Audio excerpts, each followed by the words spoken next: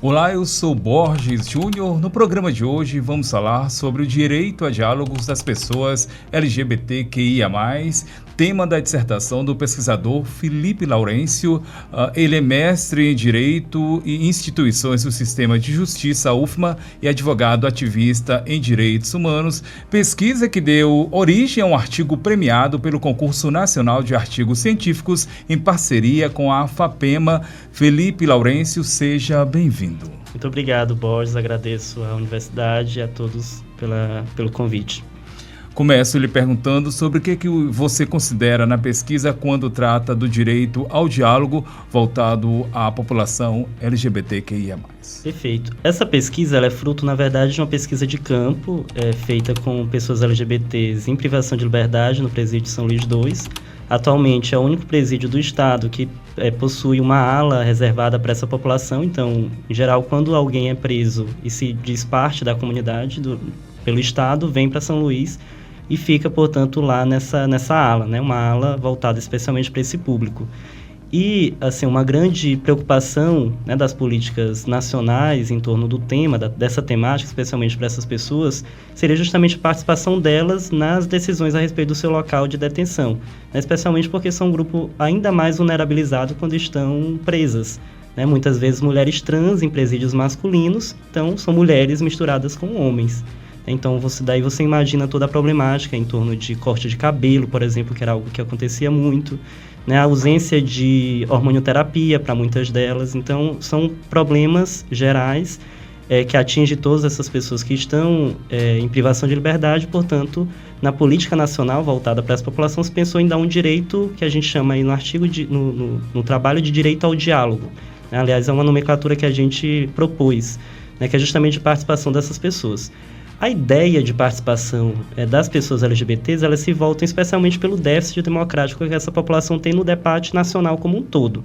Se formos pensar, por exemplo, a criação de direitos em torno das pessoas LGBTs, nós vamos ver que todos esses direitos, pelo menos a maioria deles, advêm de decisões no STF.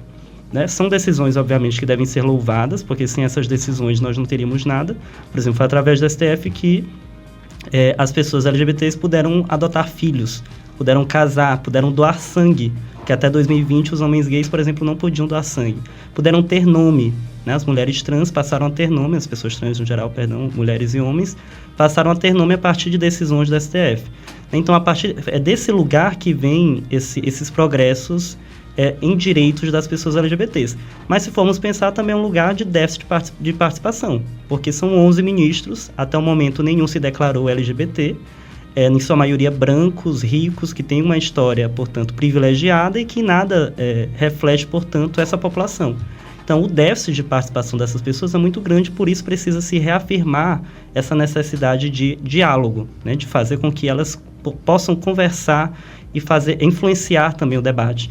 E por isso também acho louvável, hoje em dia nós temos, por exemplo, a Erika Hilton, né, uma mulher trans no Congresso Nacional, porque é alguém que reforça, aliás, que tenta pelo menos diminuir esse déficit democrático que a gente tem na comunidade. A Erika Hilton, que não é apenas o nome, mas é alguém muito preparado, né? Exatamente. E alguém que rompe paradigmas, né? Porque na história dela, e ela inclusive sempre fala disso, ela já esteve na rua, né? Já teve que se prostituir, e essa é a história de muitas mulheres trans, travestis que estão, portanto, no mundo concreto, real. Por quê? O meu trabalho também faz essa distinção. Quando nós pensamos em direitos, por exemplo, e obviamente que um direito ele precisa ser um pouco abstrato, né, ter um máximo de abstração possível, tendo em vista que ele vai se voltar para um mundo de pessoas que são diferentes entre si, nós pensamos nessa pessoa sempre abstrata, realmente. Então, por exemplo, os ministros da STF, quando vão falar sobre pessoas LGBTs e vão trazer lá algumas problemáticas, como, por exemplo, o direito ao nome ou mesmo a criminalização da homofobia e da transfobia, eles pensam nesse LGBT abstrato. Mas o LGBT concreto da vida real tem outros problemas para além desses. Então, por exemplo, se nós formos olhar a ADO número 26, que é uma ação na STF, uma ação direta de inconstitucionalidade por omissão, que criminalizou a homofobia e a transfobia. Pronto, passou a ser crime. Mas o que aconteceu depois disso? Se nós formos olhar os dados, por exemplo, da ANTRA, que é uma organização, uma associação de pessoas trans, que sempre faz esses dados a respeito da mortalidade, de homicídios, dos assassinatos contra essa população, da DO número 26, ou seja, da criminalização para frente, aumentou a quantidade de assassinatos contra essa população. Então, me diga, qual seria realmente o ganho efetivo, prático, na vida concreta, real, de uma decisão dessa?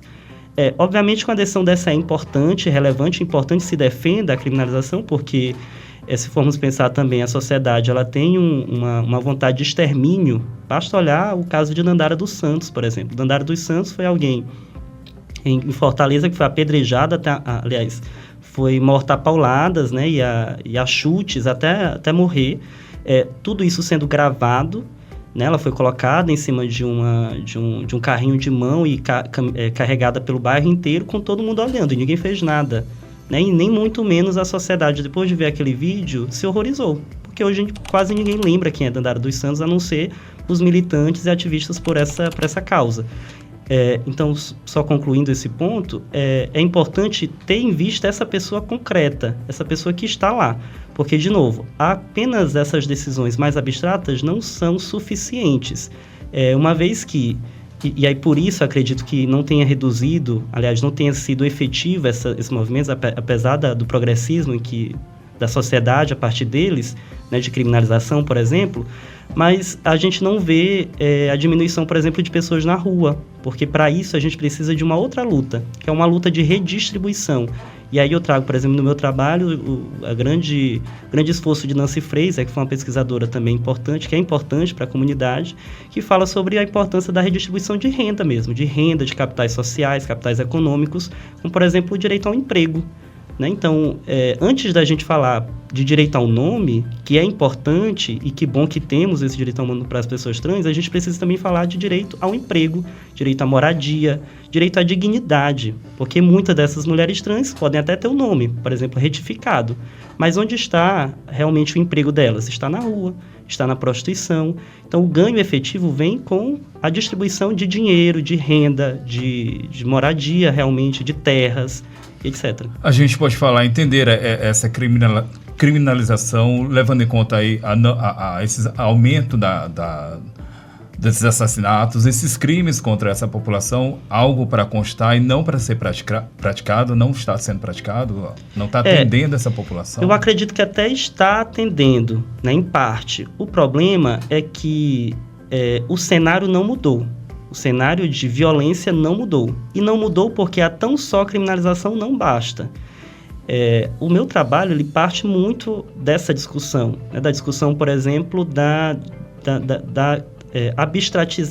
abstrativização dos direitos. Se a gente for puxar hoje o fundamento dos direitos humanos na atualidade e pensar nisso no ponto de vista teórico, a gente tem Immanuel Kant. E Kant ele parte do ser humano abstrato, né? Um ser humano que deve ser fim em si mesmo e, portanto, tem dignidade, e tem dignidade justamente porque tem razão, né? E é motivado, aliás, é movido pela razão, e a razão manda, portanto, que se tratem todas as pessoas como fins em si mesmos, mas isso em si, como discurso, não basta, porque, de novo, a gente precisa ir além de ver alguém como um fim em si mesmo, a gente precisa tratar ela como um fim em si mesmo. E aí eu puxo uma gama de pesquisadores, de professores, como a professora Judith Butler, que ela vai falar, por exemplo, do luto.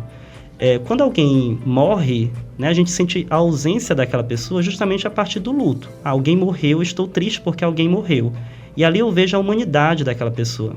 Como alguém morreu, e é uma ausência importante na sociedade, e porque é um ser humano, eu vou me sentir mal, me sentir triste. Mas quando uma pessoa LGBT, por exemplo, em situação de rua, na maioria das vezes, aliás, pessoa negra, ela é ateada a fogo na rua. Quem se sente mal? Quase ninguém, isso não vira nem notícia. Pode perceber, não há luto social com relação a essas pessoas. A Dandara dos Santos, por exemplo, não houve luto social. Ninguém se lutou pela vida da Dandara, a não ser as pessoas próximas e as pessoas da comunidade. Então, como eu posso atribuir humanidade a alguém que a sociedade não atribui luto? Não tem como.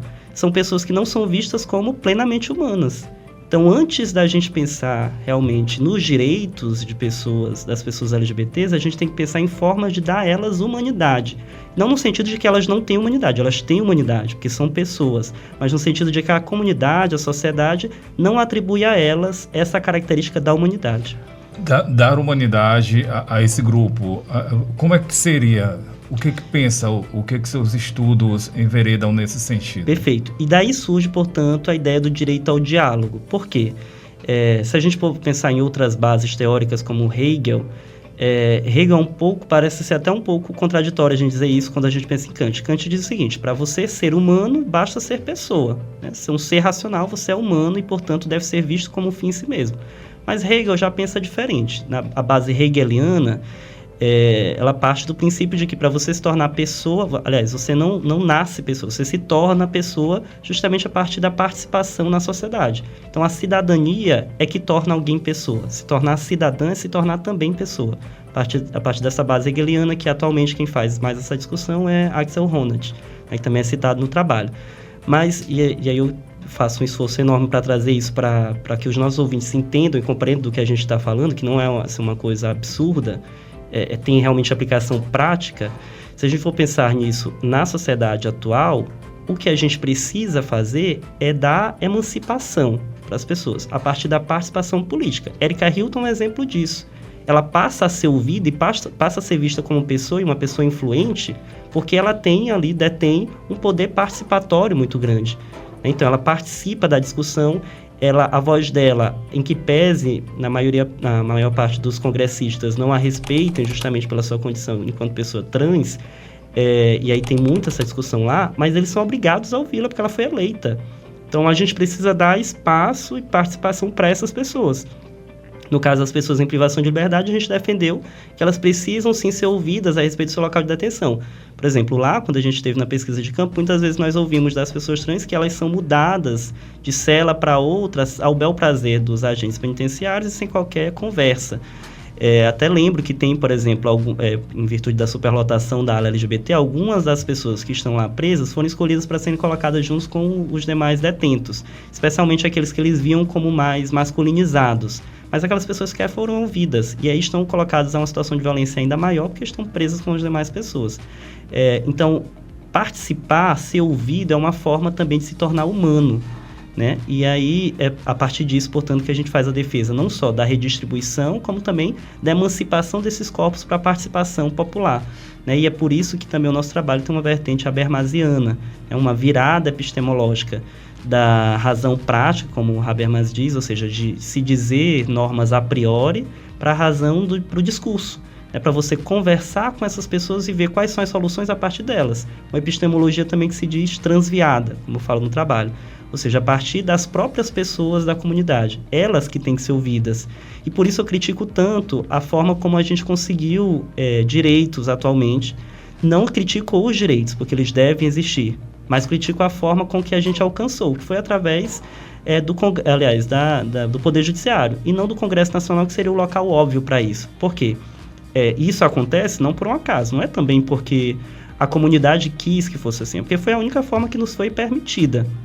Se formos pensar, e aí só para concluir, a história recente do nosso país, a última grande lei feita em favor da comunidade LGBT é a Constituição da República, que em nenhum momento cita a palavra orientação sexual e identidade de gênero, até porque esse foi o único pedido que a comunidade LGBT fez à época da Constituinte, em que pese não tivesse nenhum deputado eleito da comunidade, mas os ativistas pediam que fosse incluída a palavra orientação sexual no artigo 5º, que proibia qualquer discriminação em razão da orientação sexual. E isso não foi conseguido, foi negado pelos deputados à época. E de lá para cá, esse é o histórico do Congresso Nacional. Nenhuma lei foi votada especialmente em favor da comunidade. Obviamente que tem algumas menções em leis esparsas, como o Estatuto da Pessoa com Deficiência, mas uma lei em favor da comunidade LGBT, nenhuma foi. E outros grupos vulnerabilizados conseguiram. Uma questão, as pessoas negras conseguiram, as mulheres conseguiram, e as pessoas LGBTs até o momento não conseguiram. O único lugar em que elas conseguem alguma coisa é no STF, que de novo tem esse déficit de participação. E outra coisa, o STF a qualquer momento pode mudar. A gente viu isso acontecendo nos Estados Unidos recentemente. a Suprema Corte alterou os seus integrantes e eles acabaram mudando o seu posicionamento a respeito do direito ao aborto. E agora nos Estados Unidos é inconstitucional o direito ao aborto. E o que nos assegura, ainda mais com o crescimento da extrema-direita no Brasil, que o STF também não mude e esses direitos conquistados de forma frágil, como tenho falado, também sejam retirados da comunidade. Nada nos assegura disso. O que nos asseguraria seria, obviamente, emendas à Constituição, leis aprovadas no Congresso Nacional através da mobilização política. Mas aí, no caso, precisariam de mais pessoas como a Erika Hilton, minoria, segue sendo minoria, como dar oportunidade diante desse silenciamento, se na maioria das vezes as pessoas não são preparadas, não têm oportunidade de se prepararem, estão à margem da sociedade e continuam sendo minoria. Como é que sua pesquisa de forma prática, no trabalho, por exemplo, com relação às pessoas que estão em privação de liberdade, a gente propôs uma política, uma remodelação da política estadual através dos marcos regulatórios internacionais e nacionais. Mas se a gente for, por exemplo, olhar a nossa universidade atualmente, mais recentemente nós tivemos a aprovação da necessidade de cotas para pessoas trans dentro da universidade, não só na graduação como na pós-graduação. Esse é o melhor caminho. O melhor caminho, assim como aconteceu com as pessoas negras que têm ganhado cada vez mais espaço, isso é louvável, é também dar espaço para as pessoas LGBTs através de cotas, realmente. Na política, as mulheres hoje em dia têm, por exemplo, Pode cotas. parecer algo tão pequeno que deveria ser natural, mas já significa algo, já é um caminho para que se abra. Porque com isso a gente garante que pessoas estejam lá, e estando lá elas conseguem ter voz. Obviamente que a voz delas ainda será, para a hegemonia, né, para a grande sociedade, muito difícil de serem ouvidas, por duas razões. Primeiro porque há, como falei, uma vontade realmente de eliminação desses corpos e dessas pessoas, e depois porque até mesmo o começo disso na sociedade, o começo de participação política vem com dificuldades próprias da fala. É o mesmo que pensar, por exemplo, eu trabalhei muito tempo com comunidades agrárias, quilombolas, em conflitos fundiários. E eu lembro que essas pessoas tinham dificuldade enorme de entender mesmo os termos que eram utilizados nos tribunais, nos seus processos, de participar, de falar, por exemplo, quando chegavam à audiência, eles tinham dificuldade de falar a respeito da violência que eles estavam sofrendo, porque não sabiam os termos corretos a serem utilizados, especialmente numa gramática toda nova. Então, isso também vai acontecer com as pessoas LGBTs, porque elas não estão habituadas a participar. Então, obviamente que incluir, dar voz às pessoas trans, por exemplo, em situação de rua, vulnerabilizadas, será uma dificuldade para ouvi-las também. Porque a sociedade não está preparada também para ouvi-las, não tem o aparato para ouvi-las, especialmente... Aí entra a questão da desconstrução também desse discurso que está posto. Isso, desconstruir também o nosso ouvido. É ainda maior a necessidade que eu tenho, que eu quero falar. É desconstituir realmente a nossa forma de ouvir. Nos abrir para ouvir essas pessoas. Por exemplo, se formos pensar na comunidade LGBT, temos o Pajubá, né, uma língua própria da comunidade. Então, ninguém conhece o Pajubá, mas o Pajubá é a forma com que as travestis em situação de rua conversam. Então, será que nós estamos preparados para ouvi-las no seu linguajar, ou vamos ter que adaptar o linguajar delas para a gente? Então, a hegemonia ela precisa ser quebrada por inteiro. E a gente só consegue isso incluindo essas pessoas, e por isso, portanto, a gente propõe que as cotas, por exemplo, sejam um caminho. Muito bem, a gente conversou com o pesquisador, o Felipe Laurêncio, ele que trouxe para a gente informações acerca do diálogo, a questão, essa necessidade e oportunidade de voz diante do silenciamento que é posto à comunidade LGBTQIA+. A gente agradece a participação dele aqui com a gente pelos esclarecimentos, pesquisa relevante. Eu que agradeço, muito obrigado de novo à universidade, a você e a todos que me convidaram. Muito obrigado. Até o próximo programa.